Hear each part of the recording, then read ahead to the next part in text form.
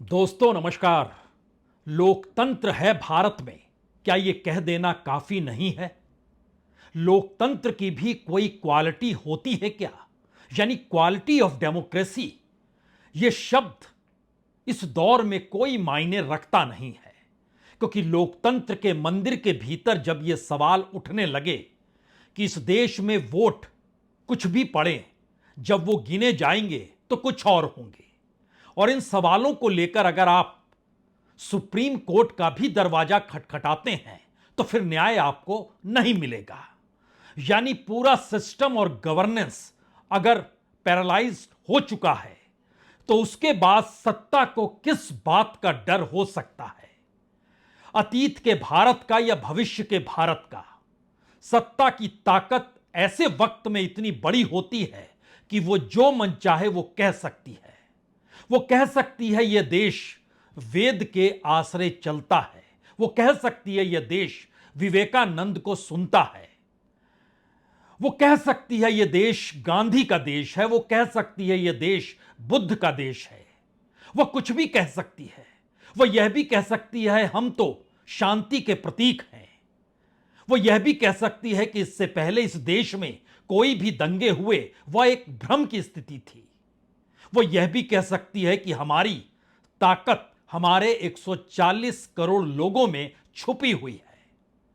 उनके भीतर की बदहाली, उनकी आर्थिक सामाजिक परिस्थितियां, इसको कहने की क्या जरूरत है जब भारत दुनिया का सबसे बड़ा लोकतांत्रिक देश है और दुनिया में दूसरी बड़ी आबादी को लेकर चल रहे देश के प्रधानमंत्री अगर अपने इंटरव्यू को कुछ इस तरीके से रख डालें जिसके बाद अमेरिकी राष्ट्रपति ट्रंप भी उस इंटरव्यू को शेयर करें और चीन भी उसके बाद प्रधानमंत्री की बातों को सुनकर तालियां बजाए, आरएसएस के भीतर भी एक चकाचौंध सी आती हुई दिखाई देने लग जाए और इस देश के भीतर में कतारों में खड़े हुए बीजेपी के नेता कहें वाह, इससे बेहतरीन परिस्थिति तो शायद भारत में कभी नहीं थी। एक सवाल, क्या वाकई किसी प्रधानमंत्री के पास इतना वक्त होता है कि वह 3 घंटे 17 मिनट का इंटरव्यू किसी शख्स को दे रहा हो और वो शख्स सवाल कर रहा हो, जवाब आ रहे हो, अनकट हो, और उस अनकट की परिस्थिति में जिन बातों का जिक्र होते होते मौजूदा परिस्थितियां गायब हो जाए? यानी इस देश के साथ मौजूदा स्थिति क्या हो गई और बीते 10 वर्षों में जो कुछ इस देश ने देखा, समझा, परखा, और उन सवालों को उठाते ही जैसे ही बार बार राजनीतिक सत्ता ने दूसरे मुद्दे उठा दिए तो दूसरे मुद्दों के आश्रय क्या वाकई इस देश की राजनीतिक, सामाजिक, आर्थिक पहचान और विदेश नीति की पहचान भी मौजूदा वक्त के प्रधानमंत्री के पॉडकास्ट के आश्रय हो सकती है? यह सवाल तो है, और आज यह सवाल इसलिए कहीं ज्यादा बड़ा है क्योंकि लगभग 3 घंटे 17 मिनट के इस इंटरव्यू के भीतर यह कोई एकेडमिक डिबेट करने की परिस्थिति में अब यह देश नहीं बचा है कि आप बताना शुरू करें कि दरअसल कोई सिद्धांत क्या कहता है। इस इंटरव्यू ने वो सारे पर्दे हटा दिए जो बीते 10 वर्षों में कहे नहीं गए लेकिन बार बार दिखाने की कोशिश की गई। यानी एक ऐसा इंटरव्यू जो बीते 10 वर्षों को 3 घंटे 17 मिनट में तब्दील करके यह बताता हो कि बीते 10 वर्षों में इस देश के किसी भी क्षेत्र में कुछ भी हुआ हो उसको आप भूल जाइए और देखिए भारत का अतीत कितना गौरवमयी था और मौजूदा वक्त में भारत अंतर्राष्ट्रीय तौर पर सबके साथ कैसे खड़ा है। और यह भी देख लीजिए कि आने वाले वक्त में भारत तो एक शांति के प्रतीक के साथ मौजूद दुनिया के मानचित्र पर होगा और सभी उसके साथ होंगे। भारत किसी के खिलाफ नहीं है और भारत अब नजरों से नजर मिलाकर बात करता है। वाकई एक ऐसी परिस्थिति है जब हम आपसे बात कर रहे हैं उस दौर में जो पेट्रोल, डीजल, कच्चे तेल की कीमत होती है अंतर्राष्ट्रीय बाजार में, वो सबसे कम कीमत में आज की तारीख में है। लेकिन भारत के बाजार में तेल की कीमत में कोई कमी नहीं आई है। हम जब आपसे बात कर रहे हैं इस दौर में भारत की प्रति व्यक्ति आय इराक से भी नीचे है और दुनिया के उन गरीब देशों की कतार में आकर खड़ी हो चली है जहां पर वाकई भूखमरी का सवाल है। और भूख का सवाल आते ही भारत उन देशों की कतारों में है जिसको आप सहारन कंट्री के तौर पर जानते हैं। सहारा और इसके आश्रय मौजूदा वक्त का भारत इस दौर की अजीबोगरीब परिस्थितियां हैं जिसमें इस देश के भीतर जो भी क्षेत्र जिस भी लिहाज से आज तक जो हर कोई बताते रहा, जो देखते रहा, जो कहते रहा, उन सब से हटकर परिस्थितियां इस देश की रखी गई। तो क्या यह एक फेयरवेल इंटरव्यू है? क्योंकि इस देश की भीतर राष्ट्रवाद को जिस रूप में जगमग तरीके से रखा गया और प्रधानमंत्री ने अपनी मौजूदगी अंतर्राष्ट्रीय मंच पर जो बताने और दिखाने की कोशिश राष्ट्रीयता के साथ की, उसको यह तो कहा गया कि अगर ट्रंप कहते हैं अमेरिका फर्स्ट तो हम भारत फर्स्ट हैं, लेकिन अमेरिका कह रहा है कि अब आप बिल्कुल नहीं, हम ही हैं फर्स्ट और हम फर्स्ट तभी होंगे जब आपके ऊपर पूरे तरीके से टैक्स लाद दिया जाएगा। भूल जाइए इस देश के व्यापारियों को, भूल जाइए इस देश के किसानों को, भूल जाइए उन इंडियंस को भी जो ग्रीन कार्ड होल्डर हैं और अमेरिका में रह रहे हैं, भूल जाइए अब उस ज्ञान की दुनिया से निकले हुए भारतीय नागरिकों को जो अंतर्राष्ट्रीय तौर पर चाहे अमेरिका में मौजूद हो, लेकिन हम किसी को बख्शेंगे नहीं। और भारत कह रहा है कि भारत फर्स्ट, वैसे ही जैसे अमेरिका फर्स्ट। कोई अमेरिकन अपनी कंट्री को छोड़कर भारत में बसा नहीं है, कोई अमेरिकन नौकरी की खोज में भारत आया नहीं है, कोई अमेरिकन एजुकेशन प्राप्त करने के लिए भारत नहीं आया है। इस दौर में कोई बड़ा बिजनेसमैन भारत के भीतर अपनी इंडस्ट्री इस रूप में खोला नहीं है जिससे टेक्नोलॉजी का ट्रांसफर भारत में हो सके। लेकिन भारत के तमाम कॉरपोरेट्स ने अमेरिकी बैंकों से लोन लिया हुआ है, अमेरिका के बाजार में दखल देते हुए उसके जरिए यूरोपीय में भी घुसने की कोशिश बाखूबी कई मौकों पर हुई जरूर है। लेकिन सवाल तो यह है, क्या यह वाकई एक ऐसी परिस्थिति में मौजूदा वक्त के प्रधानमंत्री एक इंटरव्यू के साथ खड़े हैं जो उनका अपना फेयरवेल इंटरव्यू है? यह फेयरवेल इंटरव्यू क्या होता है और यह फेयरवेल इंटरव्यू क्यों है? इस सवाल के कई मायने हो सकते हैं क्योंकि इस सवाल के पीछे भारत की अंतर्राष्ट्रीय कूटनीति मौजूदा वक्त में क्या खत्म हो चुकी है? ना वो अमेरिका के खिलाफ बोल सकता है, अमेरिका के साथ संघर्ष तो दूर की बात है, प्रतिस्पर्धा में भी कहां टिकेगा यह भी दूर की गोटी है। अलग अलग जगहों पर भारत की जमीन पर चीन का कब्जा है, लेकिन चीन के खिलाफ खड़े हो पाने की स्थिति में भारत नहीं है, बोल पाने की स्थिति में भी नहीं है। और ऐतिहासिक संबंधों की पोटली प्रधानमंत्री यह कहकर खोल रहे हैं कि हमारे संबंध तो कोई आज के नहीं, बौद्ध धर्म भी तो वहां गया था, उस दौर में प्रधानमंत्री मोदी पहुंच गए। क्या यह फेयरवेल है इस देश के उस नेशनलिज्म का जिन्होंने 1962 का युद्ध देखा, जो पढ़ते देखते समझते आए कि चीन की विस्तारवादी नीति कैसे आपको हड़प लेने के लिए हमेशा सीमा पर मौजूद रहती है? क्या यह फेयरवेल इंटरव्यू है? क्या यह प्रधानमंत्री का फेयरवेल इंटरव्यू है जिसमें पहली बार खुले तौर पर वह शिफ्ट अमेरिका के साथ कांधे से कांधा मिलाकर नहीं बल्कि अमेरिकी राष्ट्रपति की नीतियों को खुले तौर पर मान्यता देते हुए उन्हीं नीतियों पर चलने का ऐलान कर रहे हैं? यानी इस देश के भीतर के फेयरवेल का मतलब हम पद पर तो रहेंगे, लेकिन हमारे पद को बरकरार रखने के लिए भारत के वोटरों की जरूरत नहीं है। वो जरूरत अंतर्राष्ट्रीय मान्यताओं की है, अंतर्राष्ट्रीय तौर पर संबंधों को बनाने की है, अंतर्राष्ट्रीय तौर पर झुकने की है, अंतर्राष्ट्रीय तौर पर नतमस्तक होने की है। क्या वाकई ऐसी स्थिति का एक ये फेयरवेल है?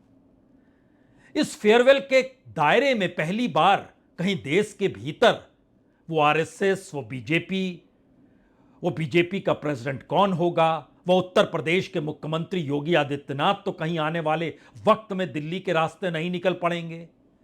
संघ कहीं साथ छोड़ तो नहीं देगा। 75 बरस की जो लकीर खींची गई कि उस दौर में छोड़ देनी चाहिए गद्दी, उस दौर में पद छोड़ देने चाहिए और आपको कहीं ना कहीं वानप्रस्थ की दिशा में चले जाना चाहिए, क्या वो 75 बरस सितंबर आते आते पूरे होंगे? उसके बाद के रास्ते को दिखलाने के लिए अब आरएसएस का मंगल पाठ शुरू हो गया है। क्या यह उस दृष्टि से भी फेयरवेल इंटरव्यू है? क्योंकि जिस मौजूदगी का एहसास भारत की राजनीतिक सत्ता ने 1947 आजादी के बाद से कराना शुरू हुआ और कराते कराते यह स्थिति 2014 में प्रधानमंत्री मोदी के साथ भी खड़ी हुई, वो प्रधानमंत्री अब शांति का पाठ पाकिस्तान को भी पढ़ा रहे हैं, बता रहे हैं पाकिस्तानियों को भी कि दरअसल आप भटक से गए हैं, आप नहीं चाहते हैं, लेकिन आपकी राजनीति आतंकवाद के साथ खड़ी हो जाती है।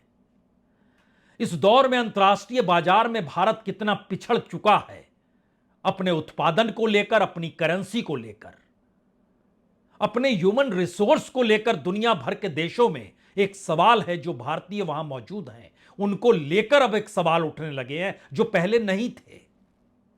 तो क्या यह एक फेयरवेल इंटरव्यू है जिसमें इस बात का एहसास सत्ता को हो चला है, अब हम कुछ नहीं कर सकते हैं, जो कहेंगे जो करेगा वह दुनिया के वो ताकतवर देश, ताकतवर पूंजी और शायद ताकतवर बाजार करेगा, हम सिर्फ उनके साथ चलेंगे? क्या वाकई ऐसी स्थिति आ चुकी है? क्योंकि यह इंटरव्यू जो उस दिशा में लेकर चला गया कि दुनिया के भीतर भारत की मौजूदगी कैसी होनी चाहिए, उसने एक मोटी लकीर इस दौर में खींच डाली कि भारत की अपनी मौजूदगी अपने बूते नहीं है। और यह स्थिति इससे पहले कभी नहीं आई थी, क्योंकि ट्रंप इंस्टीट्यूशंस को कितना ऑनर करते हैं इसका खुला खेल अमेरिका के भीतर ही उस वक्त देखा गया जब वहां की पार्लियामेंट पे अटैक हुआ था। उस दौर में यह सवाल था वाकई इंस्टीट्यूशंस को लेकर, क्या उस दौर में पहले टर्म में अमेरिकी राष्ट्रपति ट्रंप बर्दाश्त नहीं कर पा रहे थे अपनी हार? लेकिन प्रधानमंत्री मोदी के इंटरव्यू में ट्रंप का इंस्टीट्यूशन से प्रेम और मान्यता देना कि किस तरीके से संबंध उनके साथ कितने प्रगाढ़ रहे हैं और उसी आसरे डोर आने वाले वक्त में चलेगी, क्या यह फेयरवेल इंटरव्यू है जिसमें बताने की कोशिश है कि हमारी अपनी इकोनॉमी को संभालने का जिम्मा भी अब आप ही का है? और यह परिस्थिति चीन को लेकर भी है। इस दौर में भारत ने ब्रिक्स खड़ा किया, बड़ी मेहनत मशक्कत से किया, हर बरस बैठकें हुई, लेकिन पहली बार है कि चीन और रशिया दोनों ईरान के परमाणु कार्यक्रम को मान्यता दे रहा है, साझा बयान जारी कर ऐलान कर रहा है और उसमें भारत की मौजूदगी नहीं है। ब्रिक्स के जरिए एक बार फिर ब्रिक्स की करेंसी कैसी होनी चाहिए, इसको लेकर विचार विमर्श चीन और रशिया के भीतर शुरू हो चला है और वो अलग अलग रंगों के आसरे उस करेंसी को खोज रहे हैं जिस करेंसी को खुले तौर पर धमकी डॉलर के मुकाबले ना खड़ा करने की ट्रंप ने दी। भारत क्या ब्रिक्स से भी बाहर हो चुका है? भारत अब किसी बड़े निर्णय में जो ब्रिक्स लेगा या ब्रिक्स के देश लेंगे, उस कतार में भारत बिल्कुल शामिल नहीं है। यह कैसी परिस्थिति इस दौर में आकर खड़ी हो गई जहां पर देश के प्रधानमंत्री देश के भीतर अपनी देशी राजनीति और अंतर्राष्ट्रीय तौर पर विदेश नीति दोनों के बीच सब कुछ उन हाथों में सौंपना चाहते हैं जो हाथ आज तक खुद वो चला रहे थे? क्या यह ट्रांसफॉर्मेशन है या फिर अब वो पराकाष्ठा है जहां पर आपको फेयरवेल देना ही पड़ेगा? तो क्या इस फेयरवेल इंटरव्यू के एक एक परिस्थिति को जब आप पढ़ना और समझना शुरू करेंगे तो हो सकता है पहला सवाल आपके जहन में यह आए कि देश की राजनीति के भीतर संघ को जितना महत्वपूर्ण प्रधानमंत्री मोदी ने अपने इंटरव्यू में दिया और उन्होंने भारतीय मजदूर संघ का जिक्र करते हुए यह कह दिया कि वामपंथी तो नारा लगाते थे दुनिया के मजदूरों एक हो, हमने तो कह दिया मजदूरों दुनिया को एक करो। और उसी भारतीय मजदूर संघ के अध्यक्ष को 2014 में सत्ता आने के बाद हटाने की दिशा में प्रधानमंत्री ने नागपुर को लाल आंखें दिखा डाली थी। हटाना पड़ गया क्योंकि वह सवाल मजदूरों के हित का कर रहे थे और वो चीजें गायब हो गई। हमने आपसे जिक्र किया कि भारत के बाजार के भीतर की हकीकत क्या है, खास तौर से तब जब अमेरिका अब कह रहा है अब आप रूस से तेल नहीं लेंगे, एनर्जी उससे नहीं लेंगे, आप हमसे लेंगे। और जब आंखों से आंखें मिला पाने की स्थिति है, तो जब अमेरिका ने कहा आप ईरान से तेल नहीं लेंगे, तो भारत ने ईरान से तेल नहीं लिया, आंखों से आंख नहीं मिलाई। यह अलग मसला है कि रशिया पर प्रतिबंध लगाया गया, लेकिन रशिया से भारत ने तेल लिया। और अनुकूल परिस्थितियां इससे पहले भी भारत में रही है, और प्रतिकूल परिस्थितियों के बीच जिक्र हमेशा भारत की उस मौजूदगी का रहा है जिसमें भारत ना तो रशिया के साथ खड़ा है, ना अमेरिका के साथ खड़ा है, ना ही इस दिशा में चीन के साथ वो खड़ा हो सकता है। उसकी अपनी मौजूदगी अपने स्वावलंबन की दिशा में ले जाने वाली थी, वो एक झटके में भटक कैसे गई। आज की तारीख में $71 प्रति बैरल कीमत है तेल की। याद कीजिए 2020-21 में $44 होती थी प्रति बैरल, 44.82, और उसके बाद एक झटके में 21-22 में जब यह $79 प्रति बैरल हो गई तो भारत के भीतर तेल की कीमत बढ़ा दी गई। आज ये दोबारा घटकर $71 पे पहुंच चुकी है। 2022-23 में ये $93 तक गई थी, 2023-24 में $82 तक गई थी, 2025 में ये 78 तक गई, लेकिन आज 71 है। और अगर हाईएस्ट पॉइंट पे आइएगा तो मार्च 2022 $112 तक प्रति बैरल गई थी, जून में $116 प्रति बैरल तक गई थी, जुलाई 2022 में $105-106 प्रति बैरल तक गई थी, लेकिन आज $71 प्रति बैरल है। लेकिन भारत के कंज्यूमर को कोई लाभ नहीं है, भारत के नागरिकों को कोई लाभ नहीं है। और अब तेल अमेरिका से खरीदना है, और खास तौर से जिस दौर में रशिया 30% छूट के साथ तेल दे रहा था बाजार की कीमत से कम, तब भी लोगों पर कोई राहत नहीं बरसाई गई।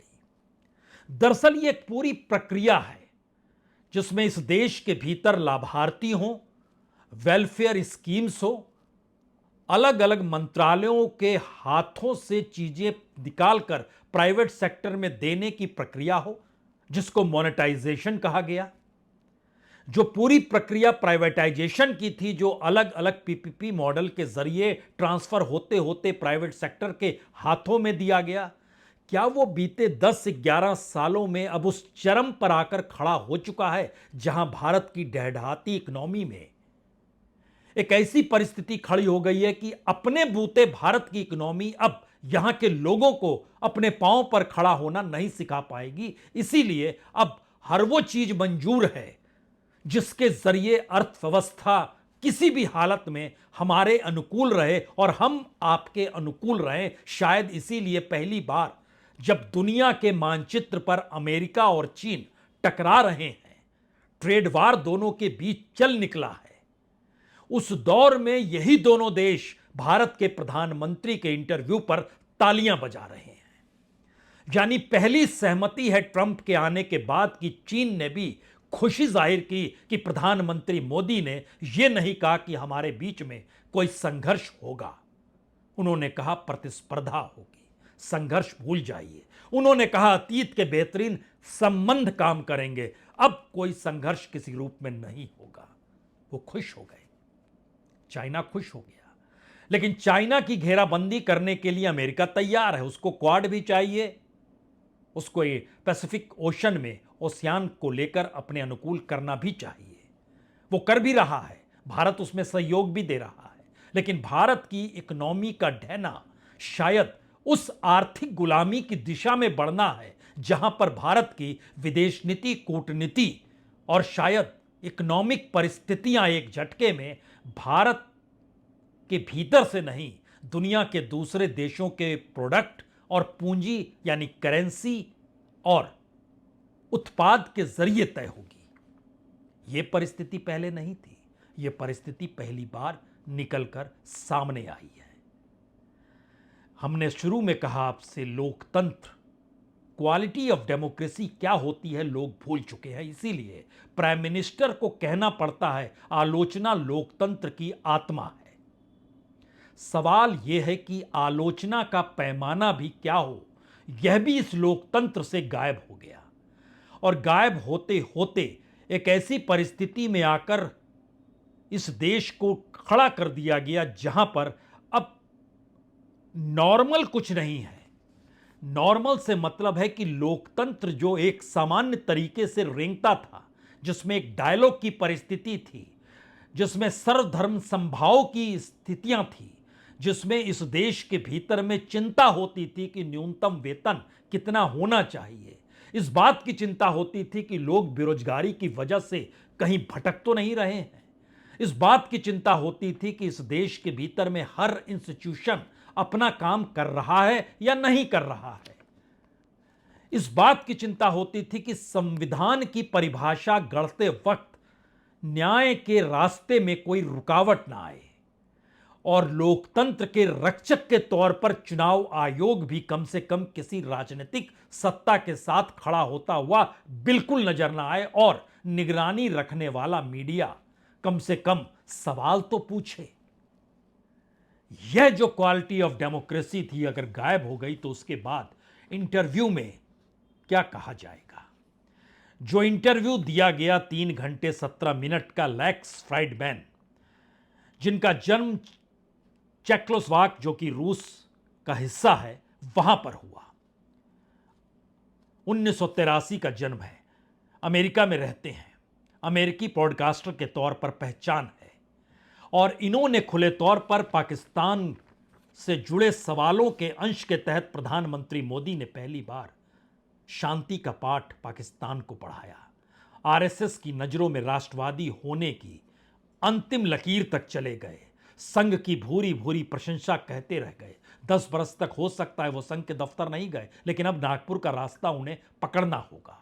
गुजरात के दंगे एक भ्रम की स्थिति थी, उस दौर में जो कुछ हुआ उससे पहले और बाद में बहुत कुछ हुआ, तो उन्हें याद रखिए, गुजरात को भूल जाइए। यह परिस्थिति भी निकल कर आई और शायद इसीलिए वह पूरी राजनीति जो इस देश के भीतर बीजेपी के भीतर ही खेली जाने वाली है, जिसमें संघ का योगदान खासा होगा, उसको भी साधने की कोशिश या अपने फेयरवेल के आश्रय या बताने की कोशिश, हम और आप एक हैं, एक साथ खड़े हैं।